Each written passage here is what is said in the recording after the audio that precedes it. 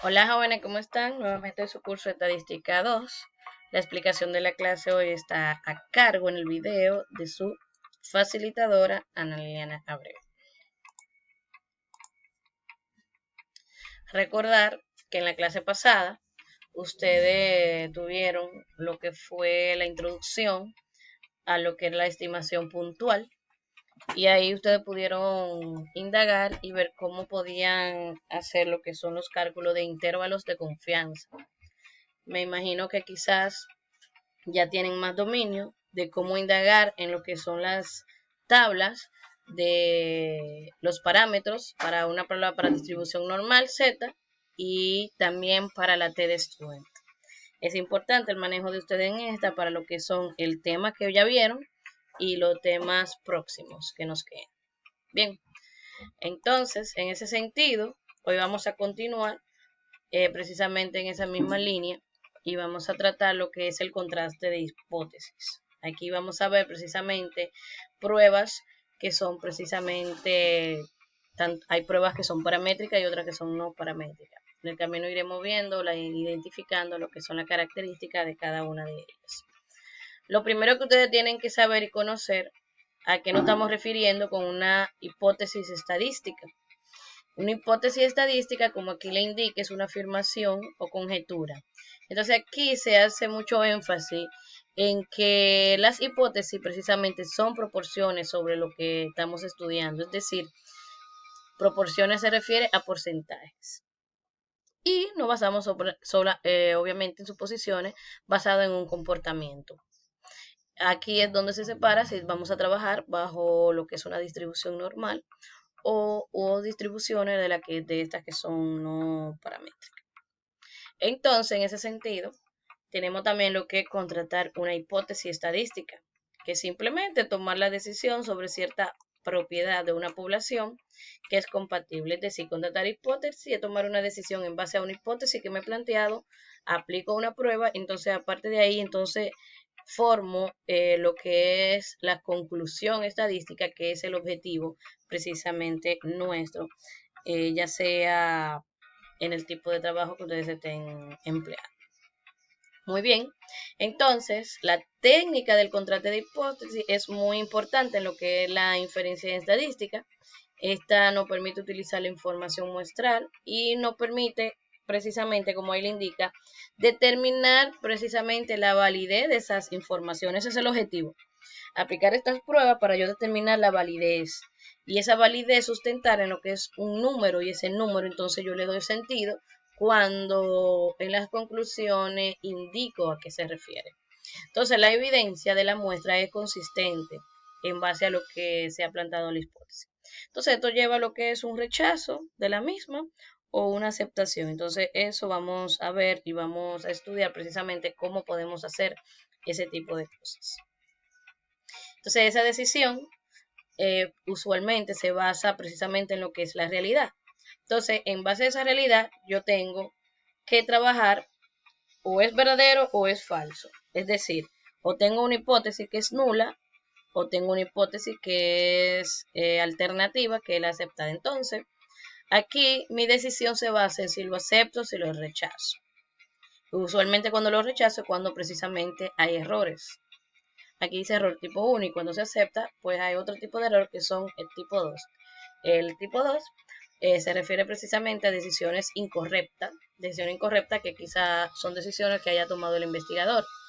El tipo 1 pues son decisiones incorrectas que se basa en decisiones o suposiciones que ha hecho otra persona y usted quiere investigar si es o no es. Bien, entonces, un punto importante que deben de conocer es, aquí le dice test unilateral y bilateral. Aquí lo que se quiere es que ustedes puedan identificar en el ejercicio, cuando ustedes están trabajando con hipótesis, cuándo van a trabajar con una cola y con dos colas.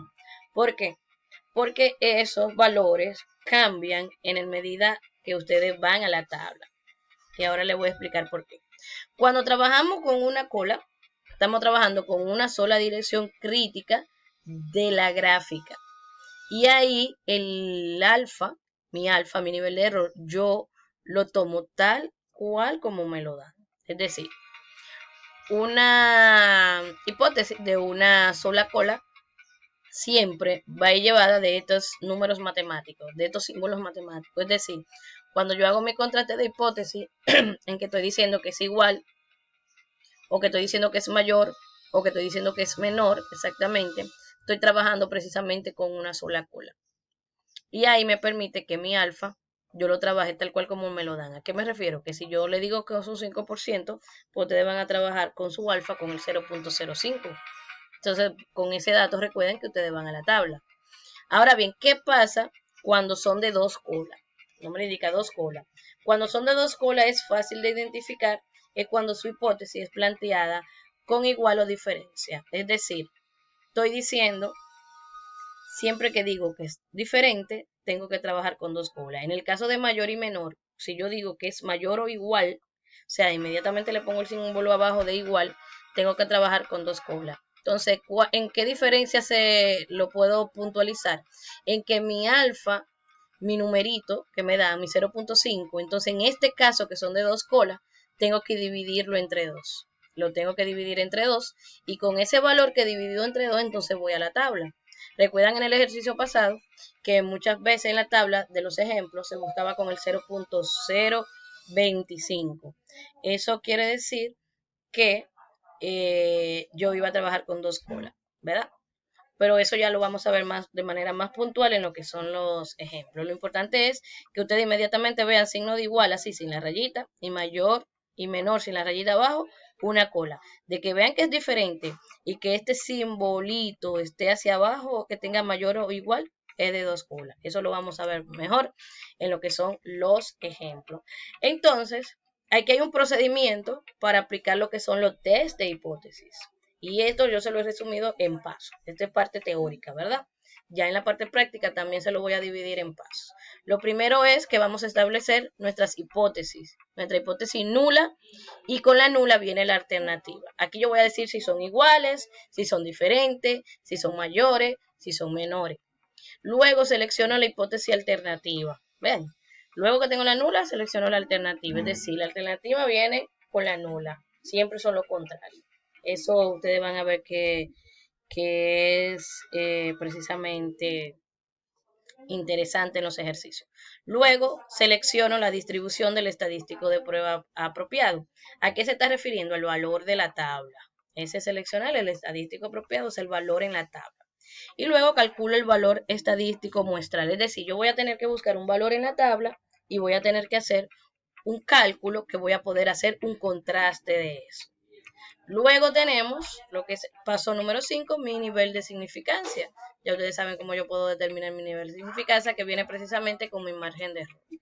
Luego establezco la región crítica. Si la desviación se va a buscar en un valor P o si se va a estar sobre esa misma región. Eso yo se lo voy a explicar en el ejemplo.